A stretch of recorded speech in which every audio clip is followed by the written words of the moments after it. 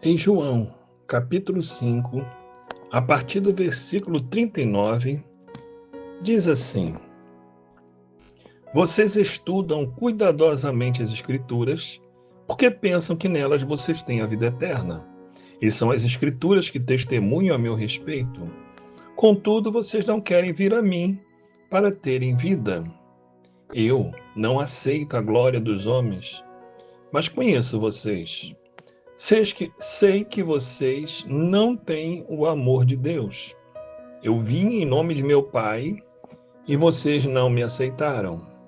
Mas se outro vier em seu próprio nome, vocês o aceitarão.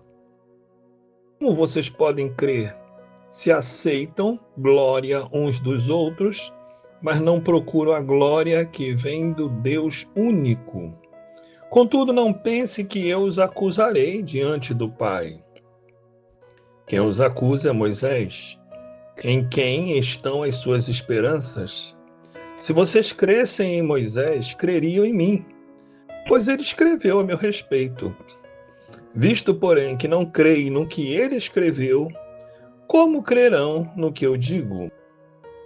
Nesse texto em João, Jesus enfatiza que na época os judeus, e até hoje é assim, todos nós estamos firmados e confiados no que a Bíblia, a palavra de Deus, nos revela. Mas os judeus que liam cuidadosamente a Bíblia estavam esperando a vinda do Messias. E curiosamente, Jesus veio, se apresentou, fez milagres, maravilhas, pregou de maneira completamente diferente, no sentido amplo, levando muitos corações a arderem, mas ele enfatiza o problema do homem. Jesus Cristo coloca bem claro no versículo 41, no capítulo 5, versículo 41. Eu não aceito glória dos homens. Pronto, mas o que isto tem a ver com o que ele mencionou antes? Ele está aqui apontando o problema dos homens. E aí ele continua dizendo: vocês não têm o amor de Deus. Eu, Jesus, vim em nome de meu Pai e vocês não me aceitaram. Mas se outro vier em seu próprio nome, vocês o aceitarão. Aqui Jesus está enfatizando um problema de visão e entendimento espiritual. As pessoas estavam presas à persuasão humana e carnal e não à revelação do Espírito Santo. E ele ainda enfatiza: como é que vocês podem crer se não aceitam, se só buscam ou aceitam a glória uns dos outros, mas não procuram a glória que vem do único Deus?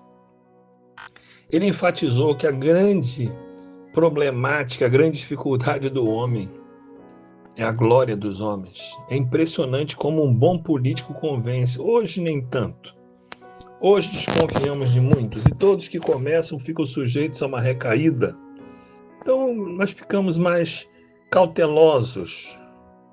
Porém, Jesus naquela época enfatizava que os homens se deixavam levar pelo convencimento carnal e humano e filosófico humano, mas não pela revelação pura e simples do Espírito Santo.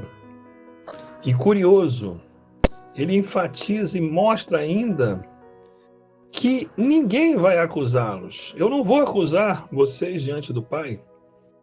Quem vai acusar ou quem vai demonstrar o erro de vocês é Moisés. Aonde estão suas esperanças? Ora, se esse povo judeu acreditava, e até hoje acreditam que Moisés é a esperança, eles estavam esperando a vinda de Cristo, conforme Moisés também falou e todos os demais profetas. Mas ele enfatiza: se vocês crescem em Moisés, creriam em mim, porque ele escreveu a meu respeito. Irmãos, Moisés, naquele período, já tinha passado há muitos anos. Moisés não estava presente quando Jesus falou isso. Moisés só era conhecido pelo que estava escrito na Torá. Então, o povo judeu cria naquilo que lia.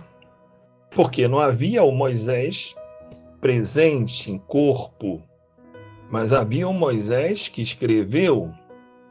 E ele enfatiza: se vocês crescem em Moisés, creriam em mim. Porque ele, Moisés, escreveu a meu respeito. Mas, porém, contudo, vocês não creem no que ele escreveu? Como crerão no que eu digo? Diferença. Moisés não estava presente em corpo, mas Jesus estava. Jesus estava fazendo milagres à vista deles, na frente deles, mas deixou aqui uma aula. Se eu não crer no que está escrito a respeito dele, ainda que hoje eu veja um milagre, uma maravilha, se eu não tiver a palavra, a fé edificada em mim, eu preciso da fé, eu preciso acreditar. Nada será possível sem a fé. Então, se eu leio a Bíblia e duvido da palavra da Bíblia, com certeza, ainda que alguém faça uma maravilha, uma manifestação e declare qualquer coisa, muitas dúvidas vão bater na minha mente. Estarei oscilando, duvidoso. Porque Jesus fala: se vocês não creem no que ele escreveu, ou seja, na Bíblia da época, era o Antigo Testamento. Se vocês não creem no que ele escreveu, como crerão no que eu digo? Quem estava dizendo? Jesus? Jesus em corpo vivo, fazendo maravilhas e sinais? Mas eles não criam naquilo que viram, porque não creram naquilo que leram. Então, tornou-se aqui um fundamento. Eu preciso crer no que leio.